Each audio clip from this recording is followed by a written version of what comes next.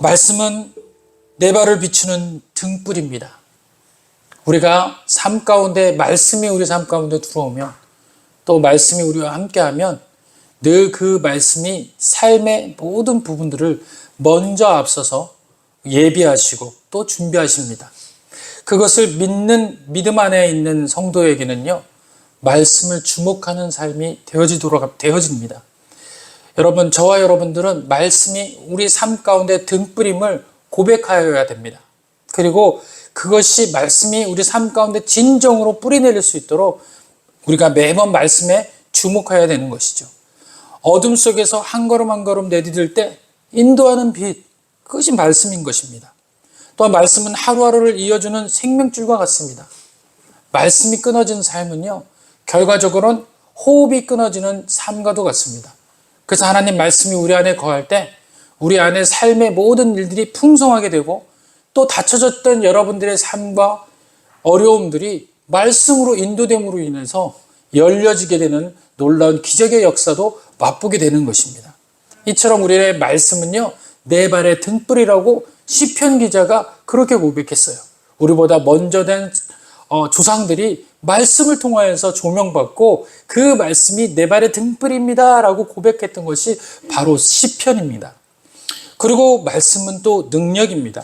말씀은 다이너마이트 같은 잠재된 힘을 가지고 있습니다.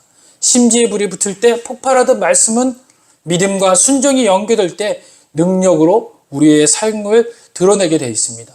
그래서 말씀은 우리의 삶 가운데 가장 강력한 힘을 발휘하게 되는 것입니다. 그래서 그 말씀을 우리 삶에서 녹여내고 말씀대로 살아갈 때 우리의 삶도 다이너마이트 같은 삶이 되는 것입니다. 말씀만 따라갔더니 우리의 삶이 그렇게 되었더라 라고 고백하는 그런 성도가 되시기를 간절히 축원드립니다. 그리고 오늘 주의 말씀은 나의 소망인 줄 믿습니다. 아멘. 소망이 필요할 때가 바로 지금과 같은 현실입니다. 집사님 중에서 한 분이 예배 전에 저에게 이야기합니다. 목사님, 요즘엔 교회가 소망이 되지 못하나 봐요. 또 세상이 너무도 혼란스럽습니다. 그런데 교회가 좀 더 소망에 대한 이야기를 하고 소망의 불씨를 살려서 소망의 기준이 되었으면 좋겠어요 라고 하는 그 말씀을 듣고 너무도 마음이 아팠습니다. 그렇습니다. 소망이 필요한 시대에, 우리의 현실과 같은 어려운 시대에 말씀은 소망이 되는 줄 믿습니다. 오늘 5장 여러분들에게 말씀을 한번 펴보도록 할게요. 5장 3절에서 5절에 보니까, 로마서 5장 3절에서 5절에 보니까 이렇게 고백합니다. 또한 이뿐 아니라 우리가 환난 중에도 즐거워하나니 이는 환난은 인내를, 인내는 연단을, 연단은 소망을 이루는 줄 알미로라. 소망이 우리를 부끄럽게 하지 아니함은 우리에게 주신 성령으로 말미암아 하나님의 사랑이 우리 마음에 부음받았다, 이렇게 이야기하는 것입니다. 이 로마서 바울 선지자는요, 환난을 너무도 많이 받은 사람이었습니다. 당시 그 환난은 우리와 비교할 수 없는 환난이었습니다. 지금 우리가 예수님을 믿고 교회를 다닌다고 해서 생명이 위협받는 시대는 아니잖아요. 그런데 이 당시 때는요, 생명을 위협을 받는 그런 시간이었습니다. 하나님을 믿는다고, 예수님을 믿는다고 해서 그것이 생명까지도 연결되어지는 어려움들이 있었다는 겁니다. 그뿐입니까? 여러 가지 주위의 환경적인 핍박은 너무도 어렵게 했었어요. 그래서 그들은요, 그들과 나눔을 어렵게 해서 나중에는 그 1세기 때 교회들 나중에는요, 그 동굴에서 예배를 드리고 동굴에서 믿음 생활을 하는 경우도 있었습니다. 이처럼 참혹하게 어려웠던 시대가 바로 로마 시대였고 1세기의 기독교의 신앙이었습니다. 그런데 그들에게 그 환난이 분명히 어렵고 힘든 그런 시간임에도 불구하고 즐거워할 수 있다라고 고백을 하고 있는 겁니다. 환난 중에도 즐거워하나니 이 환난은 무엇을 우리에게 줄 수 있기 때문에 그렇습니까? 인내를 주기 때문에 그래서요. 인내를 주고요, 그 인내가 더 돼가면 연단이 된다라는 겁니다. 인내가 계속 쌓여지면 연단이 되어지고 연단의 결과적으로 종착지는 소망이라는 곳에 간다라는 겁니다. 그러면 소망이라는 것을 우리가 생각할 때 소망은 헬라어로 엘피스라는 이야기를 가지고 있습니다. 이 엘피스라는 뜻은요, 단지 바람이나 희망사항이 아니에요. 우리가 생각하는 우리가 이렇게 되었으면 좋겠다, 이렇게 되었으면 좋을 것 같아 라는 바람을 갖는 그런 시간이 아니라는 겁니다. 소망은요, 우리 그 인본주의적인 그 바람과 희망과는 전혀 다른 너무도 놀라운 것을 가지고 있는 것입니다. 소망이라는 것은요, 확실한 약속을 근거로 한 기다림을 소망이다라고 얘기하는 거예요. 그러니까 누군가가 그 약속을 한 거예요. 그런데 그 약속을 기다리는 겁니다. 그 약속은 반드시 이루어진다라는 확신을 가지고 기다린다는 거예요. 그렇습니다. 소망이라는 것은요, 확신을 포함한 기다림인 거예요. 안 이루어지는 것이 아니라 확실하게 이루어진다라는 거예요. 거기에 우리의 마음이 가지는 것이 소망이라는 것입니다. 하나님께서 우리들에게 주시는 그 소망이 왜 우리들에게는 이루어질 수 있는 확신한 은혜이냐면, 하나님의 우리들에게 말씀하시는 건 약속이에요. 하나님께서 말씀하시는 모든 것은 언약입니다. 그 언약은요, 그냥 잊혀지는 것이 아니라 약속이 성취에 대한 그 화살이 관역을 향해 날아가는 것처럼 약속 또한 관역이 있는데, 그 관역이 어떤 관역이냐면 성취라는 관역을 향해서 날아가는 겁니다. 그래서 하나님께서 말씀하시는 이 약속은요, 반드시 성취라는 목적을 향해 날아가게 되는 거예요. 그래서 그 성취를 향해 날아가는 그 약속을 뭐라고 이야기하느냐? 바로 소망이다라고 이야기하는 겁니다. 그래서 저와 여러분들에게 하나님 앞에 예배드리고 또 하나님 앞에 기도함으로써 얻어지는 모든 소망, 하나님께서 우리들에게 주시는 소망은 결과적으로는 성취를 향해 날아간다. 그런데 그 소망이 무엇이다라고 말씀드리냐고요? 바로 말씀이다라는 얘기예요. 말씀이다라는. 여러분들, 하나님께서 우리들에게 주실 수 있는 직접적인 대화가 우리에게 영광으로 드러나는 것이 어느 때 드러나요? 바로 말씀 볼 때 드러나는 거예요. 기도할 때 드러나는 겁니다. 말씀을 볼 때 잠잠히 내가 알지 못했던 것을 알게 되는 그 순간, 그것이 어느 겁니까? 바로 하나님께서 우리에게 소망으로 주시는 시간인 거예요. 그래서 여러분들이 기도할 때나 말씀 볼 때 내가 알지 못했던 것을 알게 되어지고 또 깨닫게 되어지는 그 순간이 바로 하나님께서 우리 마음속에 소망을 심는 시간인 줄 믿으시길 바랍니다. 그래서 여러분들과 제 마음속에서 그 소망이 있게 되면 무엇이 따라오게 되는 거예요? 즐거움이 따라오는 거예요. 기쁨이 따라오게 되는 겁니다. 그 소망, 반드시 이루어진다는 것, 성취를 위해서 날아가는 그 소망이 우리에게는 기다림으로 오지만, 그 기다림은 어떤 기다림이냐면 이루어질 것을 생각하게 하는 기다림, 그래서 기뻐질 수 있는 거예요. 그래서 그 기쁨을 위해서라면 우리의 어려움도 참아내는 것이에요. 그것을 바로 성경에서 인내라고 표현하고 있고, 그 인내가 더욱더 깊어지면 깊어질수록 무엇과 가까워지는 거예요. 성취, 소망과 가까워지는 거예요. 그래서 그것을 성경에서 연단이라고 이야기하는 것입니다. 우리는 누구나 인생의 환난을 겪죠. 질병, 경제적 어려움, 가정 문제, 자녀의 문제, 여러 가지 문제들이 많습니다. 이런 상황 속에서 사람은 소망이 무너지면, 하나님이 주신 말씀이 성취가 무너지면 우리는 살 수가 없는 거예요. 그런데 일반적 사람들은요, 다른 헛된 것으로 소망을 삼아요. 내일에 떠오르는 태양으로 소망을 삼고요. 또 여러 가지 자기들이 생각하는 것들을 소망을 삼어요. 그러나 그런 것은 이루어질 수가 없습니다. 그래서 그 소망이 자기가 믿었던, 자기가 생각했던 것이 무너지면 삶의 모든 것을 다 무너뜨리게 돼요. 그리고 시련을 당하고 실족하고 하나님을 찾아오지 않는다는 겁니다. 하나님 자체가, 하나님 말씀이 소망이 돼서 목적으로 삼은 사람은 하나님 말씀에 그 기대함으로 끝까지 기다림으로 찾아가는데, 하나님 말씀에 소망이 없는 사람은 자기가 꿈꿨던 그 소망이 무너지는 그 순간 하나님을 잃어버리게 되는 거예요. 하나님을 떠나게 되는 겁니다. 그래서 저와 여러분들이 오늘 이 시간 하나님 앞에 나와서 진정으로 하나님이 나의 소망이 되시는지, 아니면 세상적인 일과 세상적인 문제가 나의 소망인지를 점검해 봐야 돼요. 이 소망이 끊어졌을 때 내가 정말 하나님을 떠나지 않는 사람인가? 아니면 그럼에도 불구하고 즐거움으로 기다리는 사람인가? 그것을 통해서 내게 하나님이 소망이 되는지 아니면 세상이 소망이 되는지가 결론이 지어지는 것입니다. 여러분, 저와 여러분들이 세상이 소망되면 반드시 실족하게 되어 있어요. 그런데 하나님의 소망이 되시면 약속한 확실한 근거를 통한 기다림이 우리 삶 가운데 인내를 만들고 연단을 만들게 될 줄 믿습니다. 그럼 말씀이 왜 소망이 될까요? 말씀은 약속이기 때문입니다. 앞에 말씀드렸듯이 하나님의 말씀은 그냥 말씀이 아니에요. 그 말씀은 말씀을 한 동시에 무엇을 향해 날아간다고요? 결과를 향해 날아가는 거예요. 하나님의 말씀을 하신 거는 이미 결론이 이미 끝난 이야기를 하시는 거예요. 하나님께서 천지를 창조하셨을 때 빛이 있으라라고 이야기할 때 빛이 만들어지는 상황을 이야기하는 것이 아닙니다. 빛이 있으라는 그 말씀을 통해서 이미 빛이 있어진 거예요. 할렐루야. 그러니까 말씀과 동시에 결과도 완성되어지는 것, 그것이 하나님의 말씀인 것입니다. 그래서 시편 기자는 시편 119편 81편에 이렇게 고백합니다. 내 영혼이 주의 구원을 사모하며 주의 말씀을 바라나이다. 주의 말씀을 바라는데 어떤 목적에서 바랍니까? 나의 영혼이 구원받기를 원하는 거예요. 그 영혼이 구원받는 그 힘이 어디에서 온다라고 말씀을 하고 있습니까? 하나님의 말씀에서 온다라고 이야기를 하는 거예요. 인생을 살아보는 시편 기자가 무엇을 다 해봤어요. 경험 다 해봤어요. 이 시편 기자는 아무래도 제가 보기로는 다윗왕 같아요. 이 왕이 여러 가지로 다 해봤습니다. 도망도 다녀봤고요. 고난도 당해봤고요. 또 풍부한 것도 누려봤어요. 그런데 그 모든 것이 나를 구원하지는 못했다는 것이죠. 나를 구원할 수 있는 것은 하나님 말씀이었다는 겁니다.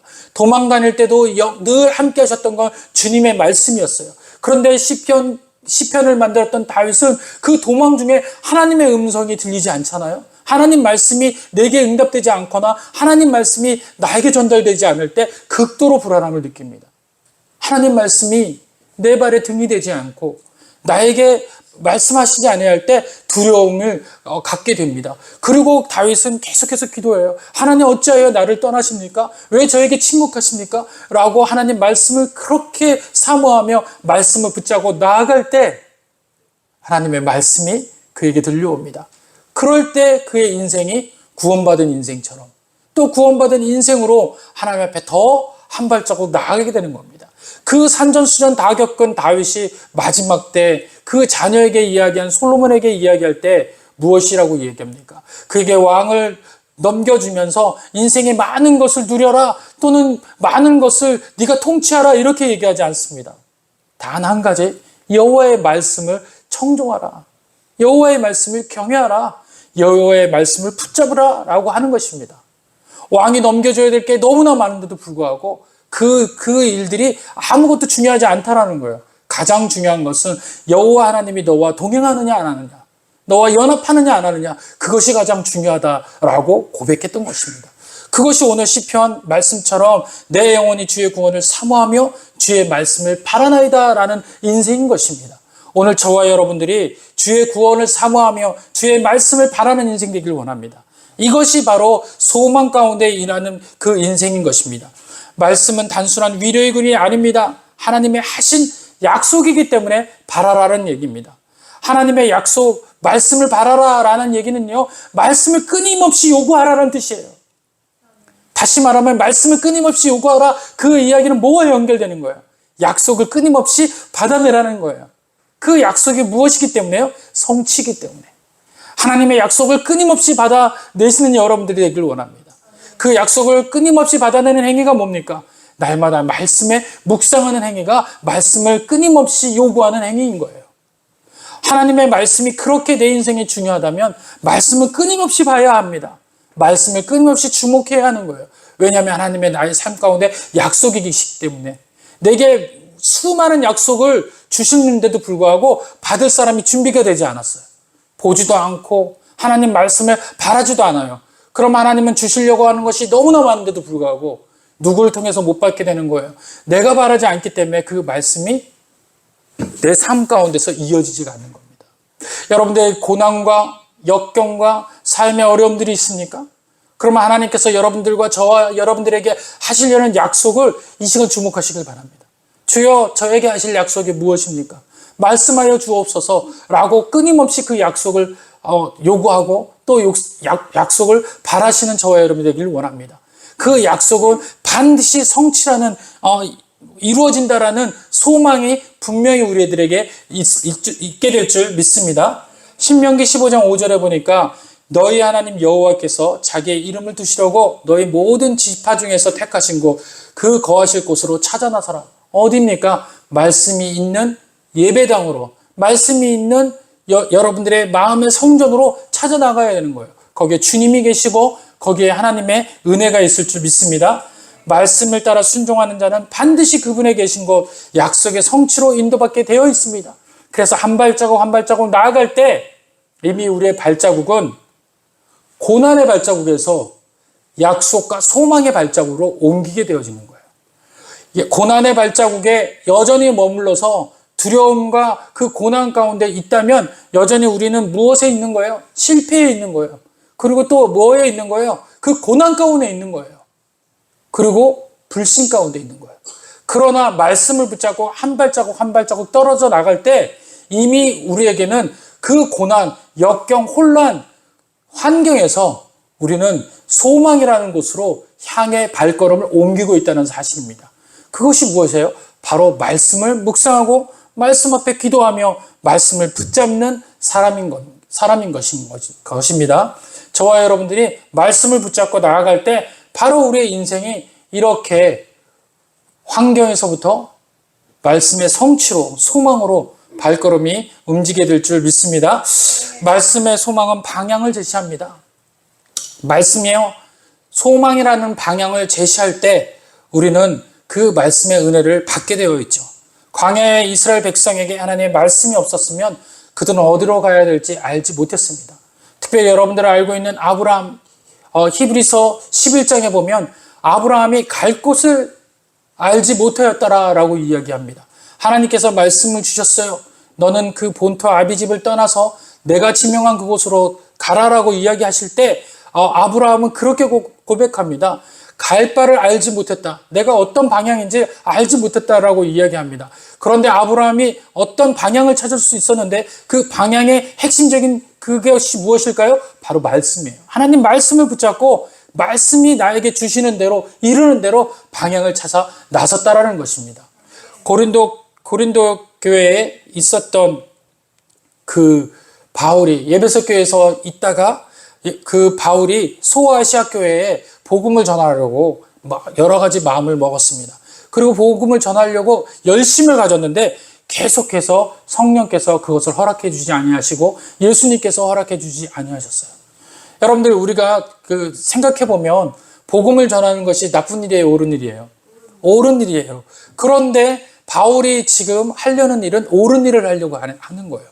그런데 바울이 그 소아시아 교회를 전도하려고 할 때마다 모든 것이 다 막혔습니다. 그런데 그런 바울에게 주님이 함께 하셔서 그에게 말씀으로 인도하십니다. 어디로 가라고 하셔요? 로마로 가라라고 얘기하시는 거예요. 말씀을 붙잡고 나아갔더니 로마에서 말씀을 전하게 돼서 말씀의 은혜를 끼치게 되는 영향력 있는 사람이 되었던 겁니다. 소아시 교회는 바울이 아니더라도 많은 사람들이 복음을 전할 수 있는 은혜가 되어지지만 로마는 반드시 바울이 필요했던 거예요. 그런데 바울이 만약에 말씀을 쫓아 살지 아니했다면 아마 소아시아 교회에서의 자기가 하려는 그 복음의 그 열심들을 아마 잃어버렸을지도 몰라요.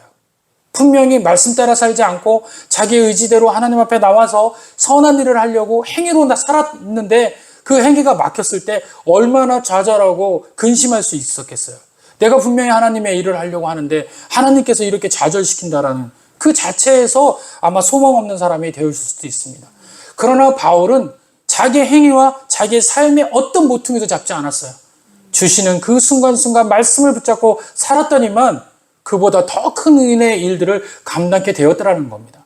소아시아 교회에서 하였던 그 은혜보다 로마에서 했던 그 열심의 은혜가 지금 우리들에게 복음이 여기까지 오게 되는 그 열심으로 전달되어지게 되었다라는 것입니다. 따라서 말씀은 이렇게 우리들에게 소망과 방향을 제시하는 은혜를 허락하게 되어 있습니다. 우리도 마찬가지입니다. 인생의 길에서 길을 잃고 방황할 때 말씀은 정확한 방향을 제시합니다. 그래서 말씀을 붙잡는 사람은 흔들리지 않게 되는 것입니다. 그리고 말씀을 끝까지 우리를 붙드시는 힘이 있습니다. 소망은 단순히 버티는 힘을 말하는 게 아닙니다. 내가 어떤 목적 때문에 내가 그것을 바라기 위해서 이걸 견뎌야지 하는 그 견디는 힘을 이야기하는 것이 아닙니다. 그 견디는 힘은 절망이라는 것에 왔을 때는 반드시 무너지게 되어 있어요. 그 견디는 힘이 쌓일 때마다 더 무서운 것은 뭐냐면 폭발하는 스프링과 같은 힘인 거예요. 만약에 폭발했을 경우에는 그것은 절망으로 급속도로 빨려 들어가게 돼 있어요. 블랙홀처럼. 그런데 말씀은요, 그 절망을 끝까지 이기게 하는, 붙들게 하는, 또 즐겁게 하는 줄과 같은 것입니다. 그래서 그 소망을 통하여서, 말씀을 통하여서 절망이 오더라도 우리는 그 절망 가운데 있지 않게 되는 거예요. 그래서 히브리서 기자는 6장 19절에 이렇게 이야기합니다. 우리가 이 소망을 가지고 있는 것은 영혼의 닷과 같아서 튼튼하고 견고하다. 이렇게 이야기합니다. 다시 말하면 하나님에게 향한 소망은 뭐와 같다라는 얘기예요? 튼튼한 닷과 같다라는 거예요. 영의 닷은 우리가 육신의 배도 어떤 곳에서 큰 배가 큰 파도가 올 때는 무조건 하는 게 뭔지 아세요? 닻을 내리는 거예요. 닻을 내리면요, 큰 폭풍이 와도 그 배가 흔들림이 없다라는 겁니다. 우리가 실생활에서도 어떤 것에 고정할 때 닻을 내리는데 우리의 영혼은 어떻습니까? 영혼 역시도 소망의 닻을 내리시기를 간절히 원합니다. 그러면 우리의 삶 가운데 흔들림이 전혀 없게 될 줄 믿습니다. 오늘 한 성도를 또 우리와 같은 인격을 가진 사람을 한 명 소개하려고 합니다. 그가 소망 가운데 어떻게 말씀을 붙잡았는지를 여러분과 함께 나누려고 합니다. 그는 평범한 어부였습니다. 그리고 어느 날 동생을 통하여서 주님이라는 분을 만나게 되었죠. 그리고 주님을 봤을 때 주님이 보자마자 그에게 이렇게 이야기하는 겁니다. 너의 이름이 지금은 시몬인데 이제 그 시몬의 이름을 반석으로 바꾸게 되리라 라고 이야기하시는 겁니다. 시몬의 뜻은 갈대와 같다라고 말씀을 드렸습니다. 연약하다라고 이유를 설명드렸습니다. 그런데 베드로라는 이름은요, 반석이고 굳건한 은혜라고 이야기를 해주신 겁니다. 그런데 예수님께서 그를 만나자마자 그렇게 말씀으로 그의 이름을 바꿔주신 거예요. 그랬더니 그 안에 있었던 베드로의 은혜가 삶 가운데 퍼지기 시작합니다. 마치 우리가 하나님의 말씀을 들으면 그 말씀이 소망으로 연결되어진 것 같은 그 느낌을 받게 되는 것이죠. 저와 여러분들 처음 주님을 만났던 생각을 기억하십니까? 각각의 틀리지만 아무튼 주님을 만났을 때 그 소망 가운데 삶에 연결이 되어질 줄 믿습니다. 아직 만약에 주님을 만난 그 소망의 그 기쁨, 뜨거운 감격이 없다면 기다리세요. 이제 주님께서 여러분들의 이름을 부르실 차례가 될 줄 믿습니다. 그랬을 경우에는 여러분들의 저가 그 말씀 부르시는 그 음성에 소망을 닻을 내릴 줄 믿습니다. 그러고 난 다음에 이 베드로는 예수님을 쫓아다니면서 많은 것을 경험했어요. 때로는 귀신 들린 자를 쫓아내는 모습을 보면서 감동도 했고요. 또 그 자리에 있게 된 것을 은혜로 생각했습니다. 여러분들 생각해 보세요. 예수님을 쫓아다니는데 예수님께서 하시는 모든 일들마다 너무너무 경이롭고 은혜로운 거예요.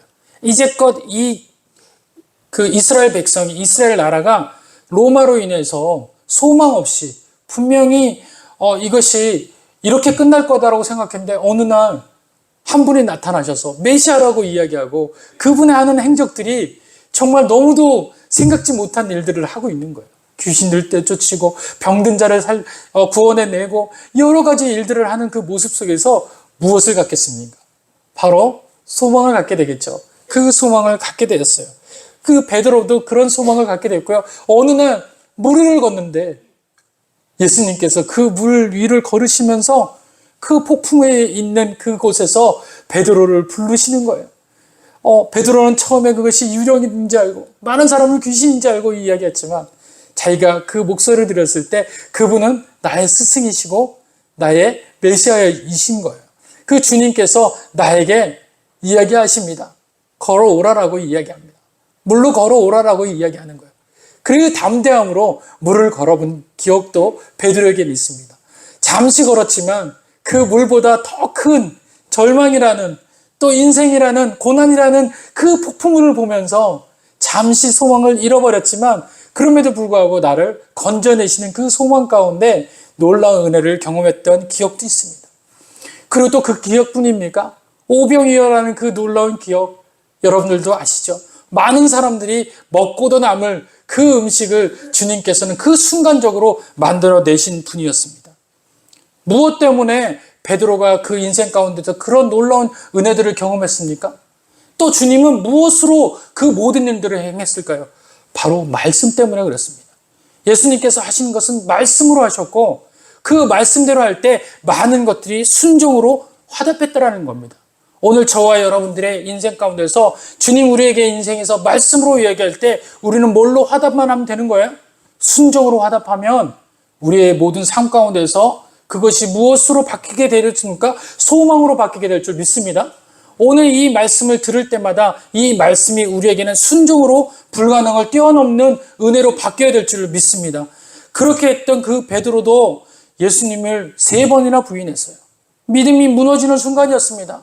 소망은 사라지고 완전히 혼자 되는 듯한 그런 인생, 실패하고 절박한 인생이 되어지는 겁니다.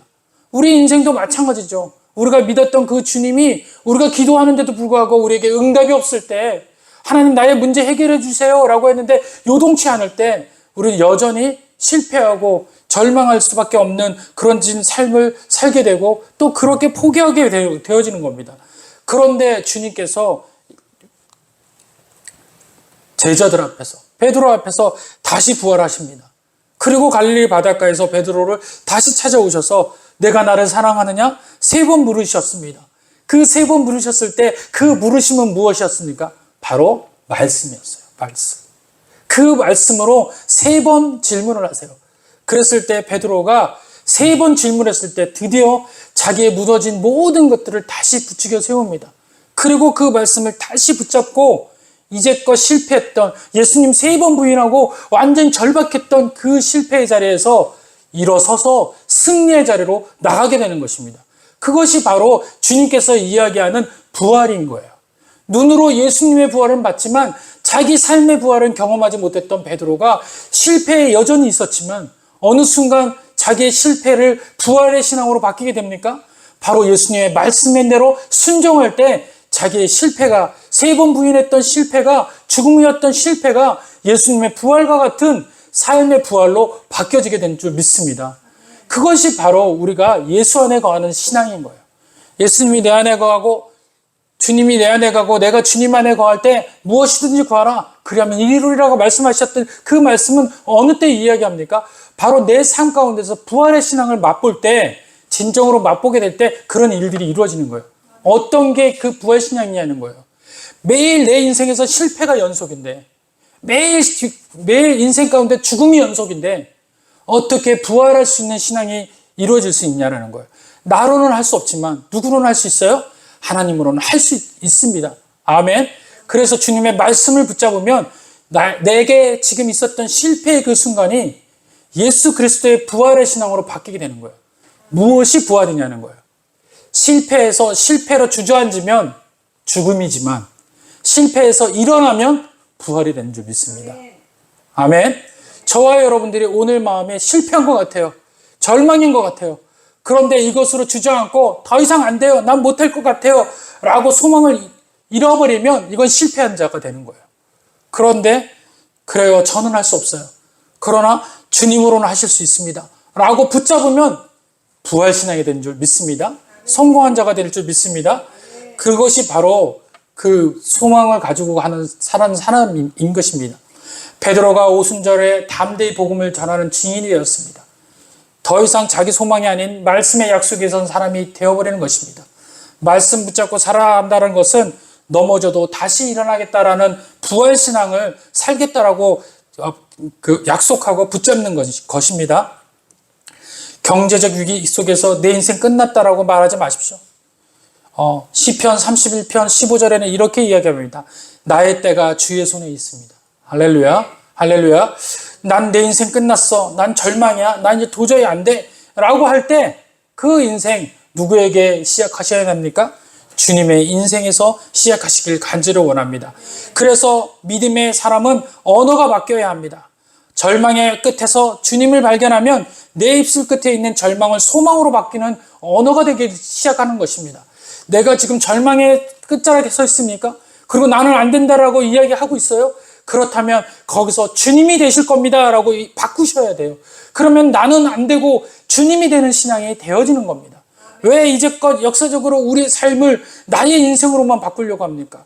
이제 나의 인생은 안 된다라는 걸 생각하세요. 그리고 포기하세요. 그리고 주님의 인생으로 살기를 간절히 원합니다. 예레미야 32장 17절에 보면 바로 예레미야가 그렇게 고백합니다. 슬프로소이다 주 여호와여, 주께서 큰 능과 드신 팔로 천지를 지으셨사오니 주에게는 능치 못할 일이 없으시니이다. 아멘. 살아봤더니 이스라엘이 망한 거예요. 유대가 망한 거예요. 다 포로로 끌려가는 겁니다. 많은 사람들이 이제 다 소망을 잃어버렸어요. 그런데 예레미야가 그것 가운데 주님은 끝나지 않으셨잖아요. 주님은 능치 못할 일이 없으시는 분이시니 이제 나의 소망이 되어서 나를 일으켜 세워 주시옵소서. 그렇게 고백을 할 때 드디어 이스라엘 민족이 다시 돌아오게 되는 역사를 경험하게 됩니다. 여러분들, 말씀을 마칩니다. 자녀의 미래가 불안합니까? 말씀은 너의 마땅히 행할 길을 아이에게 가르치라 라고 이야기하고 있습니다.